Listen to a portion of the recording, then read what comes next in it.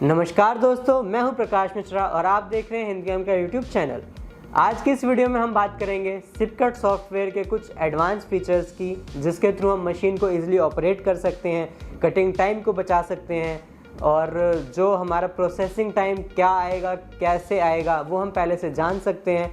तो आज की इस वीडियो में हम इन्हीं सारी चीज़ों पर बात करेंगे कि किन कमांड्स का यूज़ करके हम इन सारी जानकारी को प्राप्त कर सकते हैं। तो बने रहिए इस वीडियो के अंत तक पूरी जानकारी लेने के लिए। हम फिर से आ गए अपने डेस्कटॉप की स्क्रीन पे और ओपन कर लिया है सिपकट सॉफ्टवेयर। तो पिछले वीडियोस में हमने इसके काफ़ी चीज़ें अब तक हम जान चुके हैं। होम टैब में भी हम कैसे अलग अलग तरीक़ों से सेलेक्ट कर सकते हैं, अलग अलग लेयर्स को सेलेक्ट कर सकते हैं, अलग अलग लेयर में कन्वर्ट कर सकते हैं, कैसे हम इसको स्केल कर सकते हैं, रोटेट कर सकते हैं, अलग अलग तरीक़ों से व्यू कर सकते हैं। ये सारी चीज़ें हम अब तक देख चुके हैं। कैसे हम किसी शेप में लीड डालते हैं, लीड होता क्या है, ये सब हम अपनी पिछले वीडियोज़ में देख चुके हैं। अब हम आगे बढ़ते हैं कि आगे हमें क्या क्या ऑप्शन मिलते हैं। मैं उसके लिए फिर से ये दो शेप्स बना लेता हूँ। बेसिकली मैंने एक रेक्टेंगल और एक सर्कल बना लिया है और मैं इसको अलाइन कर लेता हूँ। तो मैं यहाँ से भी इसको अलाइन कर सकता हूँ। तो मैं जैसे हमने पिछले वीडियोस में लीड डाला था, मैं फिर से लीड डाल लेता हूँ। ये मैंने ओके कर दिया। अब आगे बढ़ते हैं। तो जैसे सपोज़ ये लीड की मेरी पोजीशन है, बट मैं चाहता हूँ कि कटिंग मेरी यहाँ से स्टार्ट ना होके इस एज से, इस कॉर्नर से स्टार्ट हो। तो उसके लिए मैं क्या करूँगा, मैं लीड पोजीशन पे क्लिक करूँगा। उसके बाद मैं जहाँ से भी चाहता हूँ कि मेरी कटिंग स्टार्ट हो, मैं बस वहाँ पे क्लिक कर दूँगा। तो यहाँ पे ये लीड पोजीशन डल गया, मशीन यहाँ से काटना स्टार्ट करेगी और उसके बाद यहाँ पे ये फिगर काटते चली जाएगी। इसके अलावा जैसे मैं अगर स्टैंडर्ड ये लीड नहीं डालना चाहता, मैं एक सीधी लाइन खींचना चाहता हूँ अपने हिसाब से, उसकी लेंथ वगैरह कुछ भी मैनुअली रखना चाहता हूँ, तो मैं लीड पोजीशन पे क्लिक करके अपना स्टार्टिंग पॉइंट पे सेलेक्ट करके इसको टिप पर या किसी भी एंगल में करके यहाँ पे ऐसे सेलेक्ट कर सकता हूँ। तो ये मेरी लीड डल गई, जो मशीन इस शेप को काटना शुरू करेगी, यहाँ से काटेगी, टिप पर डिस्टेंस में टिप पर ट्रैवल करके यहाँ तक आएगी, फिर अपना शेप कटिंग करना स्टार्ट करेगी। तो ये हो गया मैनुअली लीड पोजीशन डालना। अब जैसे ये लीड है, इसने मशीन ने जो डिफ़ाइन करा है, तो ये मशीन ये सॉफ्टवेयर डिफ़ाइन कैसे करेगा कि ये कहाँ लीड अंदर रखना है, कहाँ लीड बाहर रखना है। तो उसके लिए मुझे क्या करना पड़ेगा, मुझे शेप को सेलेक्ट करके लीड से पहले, जैसे पिछले वीडियो में देखा था, distinguish inner and outer mould करते हैं, तो ये खुद ऑटोमेटिक सेलेक्ट कर लेता है कि इसको इनर मोल्ड कौन सा, आउटर मोल्ड कौन सा है। बट अगर मैं चेंज करना चाहूँ, मैं चाहता हूँ कि जैसे ये लीड मेरा अंदर आ रहा है, इसके बदले बाहर आए, तो वो कैसे होगा। तो मुझे इसको सेलेक्ट करके बस इस आउटर पे क्लिक करना है। आउटर पे क्लिक करते ही लीड मेरा बाहर आ जाएगा और वापस अगर मैं चाहता हूँ तो इनर पे क्लिक करूँगा, ये वापस अंदर चला जाएगा। इसके बाद आता है हमारा रेफरेंस पॉइंट। रेफरेंस पॉइंट होता है बेसिकली जहाँ से हम मशीन को होम करते हैं, अपने फिगर को कटना स्टार्ट करते हैं कि किस रेफरेंस को लेके मेरा हेड किस पोजीशन पे होगा, ताकि मैं फ्रेम करके कट करूँ तो वो कटिंग करना स्टार्ट करे। मैं बेसिकली अगर इसको चेंज करना चाहता हूँ तो वो कैसे करूँगा। फिलहाल मुझे ये ऑप्शन मिला है लेफ्ट बॉटम, मैं इसको चेंज कैसे करूँगा। उसके लिए मुझे रेफरेंस पे क्लिक करना है। यहाँ पे मुझे बहुत सारे ऑप्शन दिख जाते हैं। ऑटो रेफरेंस पोजीशन में top left, bottom left, centre, bottom, बहुत सारे ऑप्शन दिखते हैं। अगर मैं सेंटर पे क्लिक करता हूँ, ओके, इसने ऑटोमेटिकली इस फिगर का सेंटर ले लिया है। मैं कोई भी शेप बनाऊँगा तो उसका सेंटर ले लेगा। बट अगर मुझे मैनुअली कोई शेप देनी है, तो मैनुअली कोई पोजीशन देना है, फिर कैसे करूँगा। मैं इसको वापस से बॉटम लेफ्ट पे ले आता हूँ। सपोज़ मुझे इस पॉइंट पे इसका स्टार्टिंग पॉइंट करना है, तो उस केस में मैं क्या करूँगा, मैं रेफरेंस पे जाऊँगा, मैं कोई भी ऑटो रेफरेंस पोजीशन नहीं लूँगा, मैं करूँगा set manually by mouse click. जैसे मैं इस पर क्लिक करूँगा सारे ऑप्शन बंद हो जाएंगे। मैं इसको ओके करूँगा। अब मैं इस माउस को जहाँ भी क्लिक करूँगा, ये उसको इसका स्टार्टिंग पॉइंट इसका 0 बना देगी। सपोज़ मैं सर्कल के इस पॉइंट पे मैंने क्लिक करा, तो अभी देख सकते हैं रेफरेंस पॉइंट जो कि प्लस शेप में इसके सेंटर में एक रेड डॉट है, वहाँ से डिफाइन होता है। तो अब ये इसका 0 पॉइंट बन गया है। बेसिकली इस शेप में जो पोजीशन मैंने सेलेक्ट करी वो इसका रेफरेंस पॉइंट बन गया है। तो मैं इसको वापस से उसी पोजीशन पे सेट कर देता हूँ। उसके लिए क्या करना होगा, मुझे सेट मैनुअली पे माउस क्लिक के बदले ऑटो रेफरेंस पोजीशन पे टिक करना होगा। बॉटम लेफ्ट मेरा सेलेक्टेड है, मैंने ओके कर दिया। तो ये वापस से मैं देख सकता हूँ रेफरेंस पोजीशन मेरा इस शेप का, इस फिगर का बॉटम लेफ्ट बन गया है। नेक्स्ट हम आते हैं कंपनसेट। कंपनसेट का कमांड कैसे यूज़ करते हैं, उससे पहले हम जान लेते हैं कंपनसेट होता क्या है। अब सपोज़ हमने एक स्क्वायर बनाया या एक रेक्टेंगल बनाया। जैसे मैं एक स्क्वायर बना लेता हूँ। इसका साइज दे देता हूँ 50 mm बाई 50 mm। तो ये मैंने एक 50 से 50 का एक स्क्वायर बना लिया है। बट जब मैं इसको कटिंग करता हूँ अपनी मशीन पे, तो मशीन बेसिकली कुछ ना कुछ अपना कंपनसेशन भी कुछ ना कुछ अपना एरर लेती है, कुछ प्लस टॉलरेंस लेती है। तो उस टॉलरेंस के अकॉर्डिंग मुझे जो टॉलरेंस रिक्वायर्ड है उस टॉलरेंस के अंदर ये शेप काटे, उसके लिए कंपनसेशन का यूज़ करते हैं। बेसिकली ये मैंने 50 से 50 का शेप ले लिया, बट मेरी मशीन 50 के बदले 49.8 mm काट रही है। तो इस केस में मैं क्या करूँ, या तो मैं दोबारा से ड्राइंग बनाऊँ। अगर सिंगल पीस है तो मुझे कोई दिक्कत नहीं, मैं दोबारा से ड्राइंग बना सकता हूँ। बट अगर पूरी नेस्टिंग है, सारी फिगर चेंज करनी है, तो मैं ड्राइंग बनाने में मुझे बहुत लंबा टाइम लगेगा। तो उस केस में मैं क्या कर सकता हूँ, सपोज़ मैंने बहुत सारी यहाँ पे फिगर्स हैं, मैं कोई नेस्टिंग इंपोर्ट कर सकता हूँ या किसी भी तरीके से। फ़िलहाल मैं आपको एक छोटे से शेप से समझा देता हूँ। ये मैंने 50 बाई 50 का एक फिगर बनाया है जो कि मेरी मशीन 49.8 mm काट रही है। उस केस में मैं कंपनसेशन डालूंगा, इसमें मुझे मिलता है इनसाइड विड्थ और आउटर विड्थ। ईजिली समझाने के लिए मैं दो शेप बना लेता हूँ। एक सर्कल बना लेता हूँ, इसके अंदर हो सकता है जो इनर शेप है उसको मशीन अलग टॉलरेंस से काटे और आउटर शेप को अलग टॉलरेंस से काटे। तो मैं एक 15 mm का सर्कल बना लेता हूँ। अब मैं इसको सेलेक्ट करूँगा। अब जब मैं कंपनसेट का कमांड यूज़ करता हूँ तो मुझे दिखता है आउटर विड्थ और इनसाइड विड्थ। तो सपोज ये 50 mm के बदले अगर मेरी मशीन 49.8 mm काट रही है, तो यानी कि मेरी मशीन 0.2 mm छोटा काट रही है। बट 0.2 mm छोटा किस सीक्वेंस में काट रही है, ये दो अलग अलग साइड्स हैं, दोनों को मिला के 0.2 यानी कि एक एज पे 0.2 का आधा 0.1 mm छोटा काट रही है। तो मैं आउटर विड्थ 0.2 नहीं 0.1 mm डालूंगा। इनसाइड विड्थ मैंने 15 mm डाला है। सपोज 15 mm के बदले ये 15.4 काट रही हो, तो 15.4 में ये मशीन मुझे दिख रहा है सीधा सीधा कि 0.4 mm बड़ा काट रही है। तो मैं कंपनसेशन डालूंगा 0.2 mm का, यानी कि ईच साइड 0.2 mm, यानी कि जो कि इसका सीधा डबल हो जाता है 0.4 mm।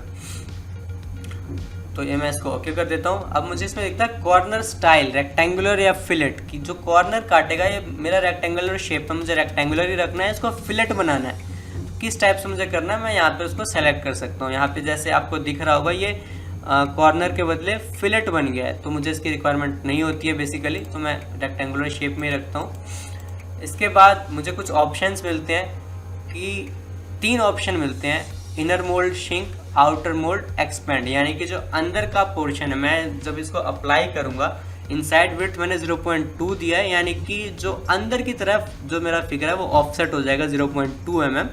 और आउटर मोल्ड एक्सपेंड यानी कि 0.1 mm जो दिया है, जो आउटर शेप है, जो स्क्वायर है, वो बाहर की तरफ एक्सपेंड होगा। बेसिकली इनर श्रिंक हो जाएगा और आउटर एक्सपेंड हो जाएगा। या तो मैं इस कमांड को, मोस्टली आपको ये कमांड ही यूज़ करना पड़ता है जिस हिसाब से मशीन कटिंग करती है। उसके बाद आता है ऑल श्रिंक, यानी कि जितने भी आउटर इनर सारे शेप हैं वो श्रिंक हो जाएंगे।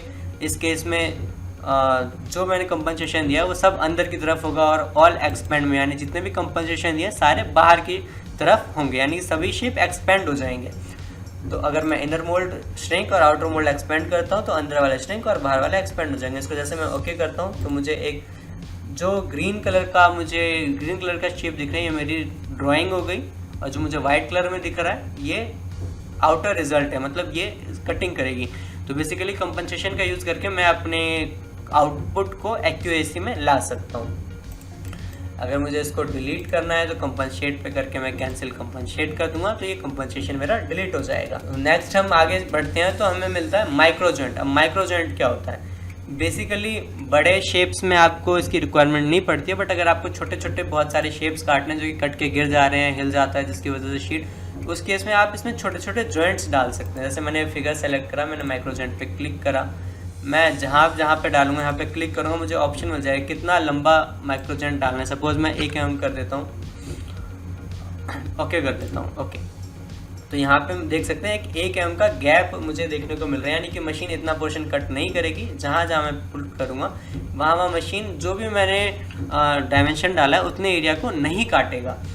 इसमें जब हम माइक्रो जॉइंट का कमांड अप्लाई करते हैं तो आपको एक ऑप्शन और दिखेगा कि जब मैं इसमें माइक्रो जॉइंट डालता हूँ तो सपोज़ मैंने इसको टिक करा, यहाँ पे मुझे आता है लिखा हुआ use micro joint to similar graphic, यानी कि जिस ग्राफिक पे मैं स्क्वायर 50 बाय 50 mm के स्क्वायर पे अगर मैं माइक्रो जॉइंट डाल रहा हूँ, अगर मेरे पेज पे 50 बाय 50 mm के और भी स्क्वायर्स हैं जो कि सेम लेयर में है, उस पर अगर मैं माइक्रो जॉइंट डालता हूँ तो ये उस पर भी अप्लाई ऑटोमेटिकली हो जाएगा। अदरवाइज़ मैं इसको सेलेक्ट करके क्वांटिटी मॉडिफाई करके भी यहाँ से माइक्रो जॉइंट डाल सकता हूँ, ताकि मेरे पेज पे जितने भी ग्राफिक्स होंगे सेम सिमिलर उस पर माइक्रो जॉइंट लग जाएगा। अदरवाइज आप ऐसे भी कर सकते हैं। नेक्स्ट ऑप्शन हमें मिलता है देखने को रिवर्स। अब रिवर्स का मतलब क्या है कि जैसे अभी आप देख सकते हैं इसमें आपको डायरेक्शन दिख रही है कटिंग की, किस डायरेक्शन में मशीन काट रही है। जब आप इस पर क्लिक करते हैं तो ये रिवर्स हो जाता है। जैसे अगर ये क्लॉकवाइज डायरेक्शन में मशीन काट रही है तो एंटी क्लॉकवाइज हो जाएगा, काउंटर क्लॉकवाइज हो जाएगा। अगर काउंटर क्लॉकवाइज काट रही है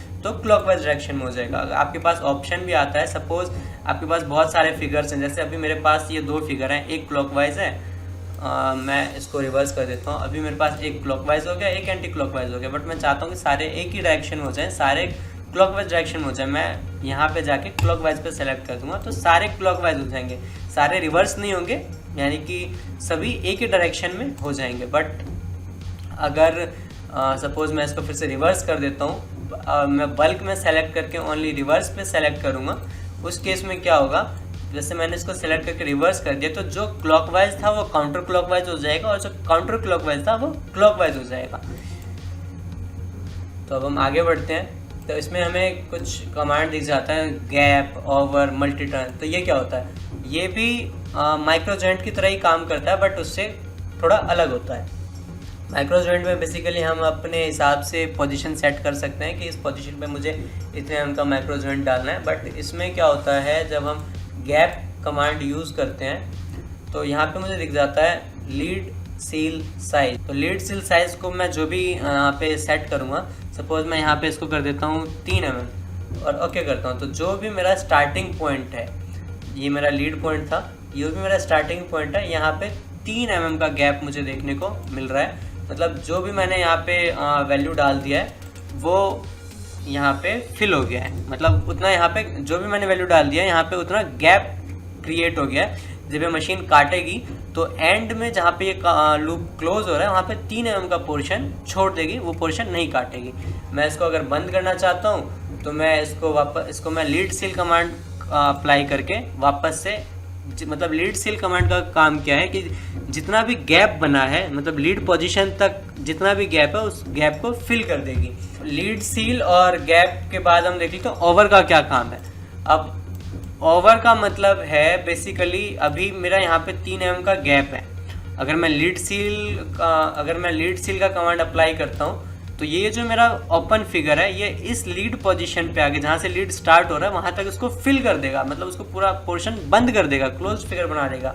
बट अगर मैं ओवर पे क्लिक करके सपोज मैं यहाँ पे 5 mm फिल कर देता हूँ तो ये क्या करेगा, बेसिकली जहाँ मेरा लीड स्टार्ट हो रहा है वहाँ से 5 mm आगे तक एक शेप बनाएगा, यानी कि जो इसका स्टार्टिंग पॉइंट है उसके आगे जितना भी वैल्यू मैं डालता हूँ, फिलहाल जैसे मैंने 5 mm डाला है तो इस 5 mm पे मशीन रिपीट चलेगी। तो ये इसका काम हो गया। इसके बाद अगर हम आगे बढ़ते हैं तो हमें देखने को मिलता है फिलेट। फिलेट क्या होता है, बेसिकली कॉर्नर पे रेडियस डालना। मैं 10 mm डाल देता हूँ, अगर सपोज मैं यहाँ पे 4 mm डाल देता हूँ, 4 mm डाल के ओके करता हूँ। उसके बाद ये आ रहा है कि कॉर्नर सेलेक्ट करो, जो कॉर्नर मैं सेलेक्ट करूँगा वहाँ पे जो भी मैंने वैल्यू डाली है, फिलहाल 4 mm डाली है तो ये 4 mm का फिलेट, 4 mm का कॉर्नर रेडियस बन गया है। अब इसके बाद आता है रिलीज। तो ये रिलीज क्या होता है, इसमें भी हमें रेडियस फिल करना है। सपोज मैं इसमें भी 4 mm का रेडियस डाल देता हूँ, ओके करता हूँ। तो रिलीज बेसिकली कैसे वर्क करता है, रिलीज इस पोजीशन में काम करता है कि आपका जो भी रेडियस बन रहा है, जो भी फिलेट में जितना डिस्टेंस जा रहा है, आपको एक ये 4 mm का एक सर्कल बना देगा, पूरा 4 mm रेडियस का सर्कल बना देगा। कॉर्नर को, जो कॉर्नर आपने सेलेक्ट करा उसको सेंटर मान के, और जो आपके शेप का इनर पोर्शन होगा उतने एरिया को ये क्लियर कर देगा। बेसिकली रिलीज में आपको इस तरह का शेप देखने को मिलेगा। फिलेट ये प्रॉपर राउंड शेप बना देता है। इसके आगे हम देखते हैं कूलिंग पॉइंट। तो कूलिंग पॉइंट क्या होता है, बेसिकली कमांड कैसे काम करता है उससे पहले हम समझ लेते हैं कि कूलिंग पॉइंट क्या होता है।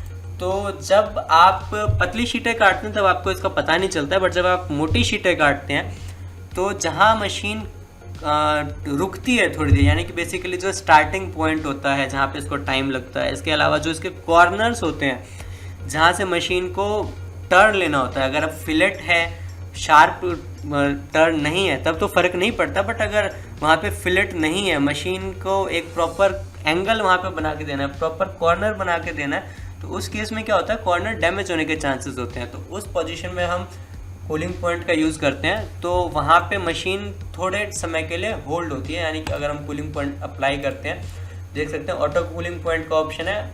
ऑटो कूलिंग पॉइंट पर जब हम क्लिक करते हैं तो ये कितने एंगल पे हमें लगाना है, शार्प कॉर्नर जो है कितने एंगल का होगा वहाँ लगाना है, यहाँ से हम सेलेक्ट कर सकते हैं।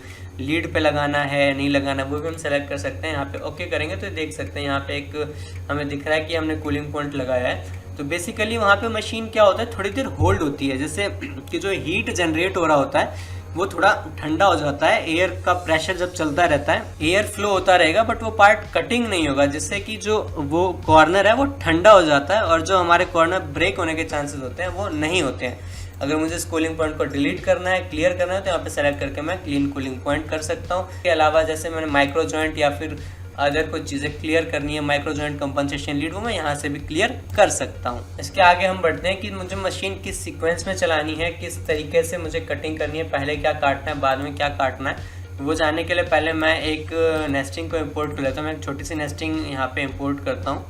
मैंने इंपोर्ट कर लिया। फिर किस सीक्वेंस में मशीन काटेगी ये कैसे जानूंगा? बेसिकली मैं यहाँ से कोई भी पैरामीटर डाल देता हूँ, मुझे यहाँ पे सिमुलेट का ऑप्शन मिलता है। मैं सिमुलेट पे क्लिक करूँगा तो ये मशीन बताएगी कि इस डायरेक्शन में मशीन काटना स्टार्ट करेगी, पहले क्या काटेगी बाद में काटेगी। यहाँ से मैं इसका स्पीड अप और स्पीड डाउन भी कर सकता हूँ ताकि मुझे क्लियरली समझ में आ सके कि किस हिसाब से मशीन कटिंग करेगी। बट मुझे अगर इसमें कुछ गड़बड़ी लग रही है, मैं सीक्वेंस चेंज करना चाहता हूँ तो वो चेंज कर सकता हूँ। इसके लिए मुझे क्या करना पड़ेगा, मैं इसको सेलेक्ट कर लेता हूँ। मुझे सबसे पहले शॉर्ट का ऑप्शन मिलता है। इसमें मुझे ढेर सारे ऑप्शन मिलते हैं। ग्रिड नियरेस्ट यानी कि जो मशीन को सबसे पास मिलेगा सबसे पहले वो काटेगी। उसके बाद डाइवोर्ट, शॉर्ट, ग्रिड पोलर मतलब एक डायरेक्शन में काटेगी। लेफ्ट टू राइट मतलब लेफ्ट से काटना स्टार्ट करेगी, राइट तक काटेगी। ये बहुत सारे ऑप्शन हमें मिलते हैं। नॉट अलाउड चेंज डायरेक्शन यानी कि मशीन एक जिस डायरेक्शन में काट रही है उसी डायरेक्शन में काटेगी, अपोजिट नहीं आ सकती। और इनर आउटर मोल्ड को सेलेक्ट करके अपने हिसाब से काटेगी। आउट या फिर आउटर मोस्ट ग्राफिक को आप पहले काटना चाहते हैं, किस तरह से काटना चाहते हैं वो आप यहाँ से अप्लाई कर सकते हैं या फिर ऑटो शॉर्ट भी कर सकते हैं, जिससे कि मशीन डिफाइन कर सके कि पहले क्या काटना है बाद में क्या काटना है। आप इसको सिमुलेट करके भी देख सकते हैं। और जब आप इसको सिमुलेट करते हैं तो आपने जो भी पैरामीटर्स डाले हैं उसके हिसाब से आपको नीचे टाइम भी दिख सकता है कि आपको प्रोसेसिंग लेंथ मतलब कितने mm की या कितने मीटर की लेंथ इस मशीन काट रही है, कितना मीटर लेंथ ये मूवमेंट कर रही है, कितना पियर्सिंग टाइम ये मशीन ले रही है, पियर्सिंग में कितना टाइम लग रहा है, मूविंग में कितना टाइम लग रहा है, डिले टाइम कितना लग रहा है, और जो आपका रिजल्ट जो मशीन पूरी शीट जब कट हो जाएगी तो उसमें कितना टाइम आपको लगेगा, ये आप सिमुलेट करके भी जान सकते हैं। तो अगर कुछ शॉर्टिंग के तरीके जिससे कि मुझे पता चल सके। बट अगर आपको सिमुलेशन में कुछ इशू आ रहा है कि आपको समझ में नहीं आ पा रहा कि मशीन पहले क्या काट रही है, स्पीड बहुत ज़्यादा हो जा रही है या फिर आपका शेप बहुत छोटा है ताकि आपको क्लियर समझ में नहीं आ रहा, तो उसके लिए आप यहाँ पे एक नंबरिंग का कमांड है, इस पर भी क्लिक कर सकते हैं। इसमें बेसिकली आपको सब कुछ क्लियर होगा। जो आपका सबसे स्टार्टिंग फिगर होगा, जो सबसे पहले कटने वाला फिगर होगा वो 0 से डिफाइन होगा, यानी मशीन 0 से बेसिकली 0 नहीं 1 से डिफाइन होगा। जो 1 है वो आपका स्टार्टिंग पॉइंट होगा, जो सबसे बिगेस्ट नंबर होगा वहाँ पे मशीन उसका वो एंडिंग पॉइंट होगा।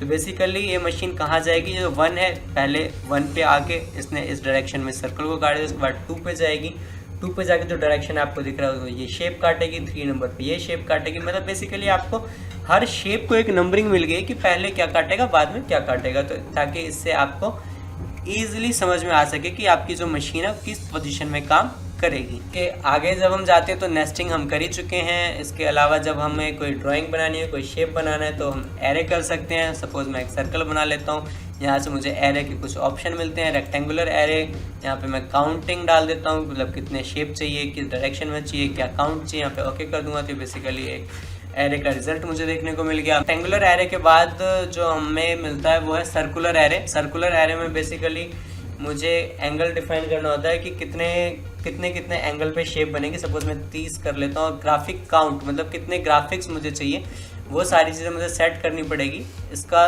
एरे का रेडियस मतलब किस पोजीशन को वो सेंटर मान के रेडियस बना के एक सर्कल बनाए और उस को अपनी PCD मान के एक एरे डिफाइन करें। तो ये यहाँ पे हमें वो सारे डाटा फिल करना पड़ेगा, उस हिसाब से मशीन एरे जो हमारा सॉफ्टवेयर है इस फिगर को एरे कर देगा। नेक्स्ट हमें ग्रुप अनग्रुप ये सब हम पहले जान ही चुके हैं। इसके आगे जब हम बढ़ते हैं तो हमें ऑप्शन मिलता है स्कैन का।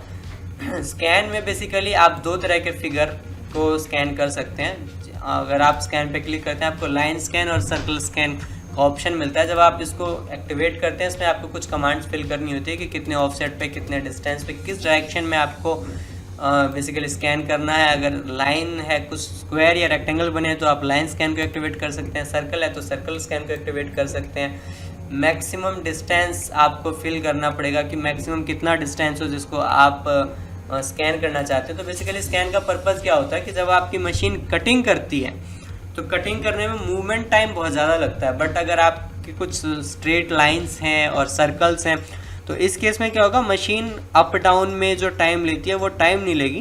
बेसिकली मशीन का लेज़र ऑन ऑफ ऑटोमेटिकली होता रहेगा शेप के अकॉर्डिंग, और मशीन एक फिक्स्ड हाइट पे, बेसिकली मशीन शीट को फॉलो नहीं करेगी, एक फिक्स्ड हाइट पे कटिंग करती हुई चली जाएगी। इससे आपका जो कटिंग टाइम है वो काफ़ी ज़्यादा बचता है। इसके स्कैन के आगे हम कोएज क्या होता है वो हम जान ही चुके हैं। जब दो सिमिलर शेप्स हमें देखने को मिलती हैं तो हम कोएज कमांड का यूज़ कर सकते हैं ताकि वो दो लाइंस को एक सिंगल लाइन में कन्वर्ट कर सके। उसके बाद आता है मेज़र। बेसिकली आपने जो फिगर बनाया है इसमें आपको किसी डायमेंशन को मेज़र करना है तो आप मेज़र पे क्लिक करके यहाँ पे बेसिकली दो पॉइंट्स को सेलेक्ट कर सकते हैं। आपको नीचे के पोर्शन में जो ड्रॉ का पोर्शन है उसमें आपको दिख जाएगा लेंथ कितनी है, एक्स डायरेक्शन में आप कितना मूव है, वाई डायरेक्शन में क्या उसकी डिस्टेंस है, ये सब कुछ आपको देखने को यहाँ पे मिल जाएगा। तो ये हो गई इस मशीन की कुछ बेसिक कमांड्स। हमने ड्रॉ, होम, ये सभी जो टैब्स हैं इसमें क्या क्या कमांड्स हमें देखने को मिलता है, क्या क्या चीज़ें हम कर सकते हैं, वो सारी चीज़ें हमने देखी, जानी कि कैसे हम इस सॉफ्टवेयर को यूज़ कर सकते हैं। तो आशा करते हैं आपको अब तक की वीडियो पसंद आई होगी। बाकी आगे के जो इसके कुछ कमांड्स हैं जो कि काफ़ी उनको हम कुछ एडवांस कमांड्स भी कह सकते हैं, उसके लिए हम अपने मशीन पे जाके इस वीडियो को आगे शूट करेंगे। आज के इस वीडियो में हमने आपको बताया कि कैसे आप कटिंग से पहले ही चेक कर सकते हैं कि मशीन कितनी देर में अपना कटिंग का जो काम है वो कंप्लीट कर देगी, मूव करने में कितना टाइम लगेगा, काटने में कितना टाइम लगेगा, बेसिकली ओवरऑल क्या आउटपुट आएगा वो आप पहले कैसे कैलकुलेट कर सकते हैं, कैसे आप किसी ड्राइंग को एडिट कर सकते हैं, कैसे उसको एरे कर सकते हैं। और साथ ही में हमने आपको और भी बहुत सारी चीज़ें बताई, कैसे आप रेफरेंस पोजीशन चेंज कर सकते हैं, कैसे आप लीड डाल सकते हैं और लीड पोजीशन चेंज कर सकते हैं। तो आशा है आपको इस वीडियो में दी गई जानकारी समझ में आई होगी और अच्छी लगी होगी। इसी तरह की और जानकारी वाली वीडियो देखने के लिए हमारे इस वीडियो को लाइक करें और हमारे चैनल को सब्सक्राइब करें। धन्यवाद।